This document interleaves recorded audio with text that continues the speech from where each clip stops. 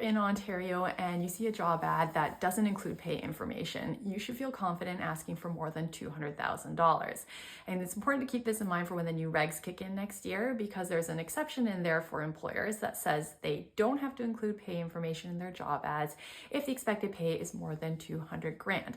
Okay, now there are a couple caveats to keep in mind here. The first is that the legislation is talking about the total comp package of $200,000. So that could include performance bonuses. So let's say you go into the salary negotiation, you say, I want more than 200 grand because the job ad didn't include pay information.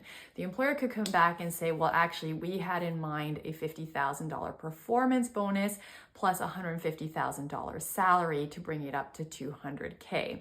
That you should be prepared for that kind of a response, but that does not at all mean that you should not ask for more than $200,000. That's a totally fair anchor to go in with. Just be prepared for these kinds of nuances, though, that there are other things that factor into the total $200,000 comp package.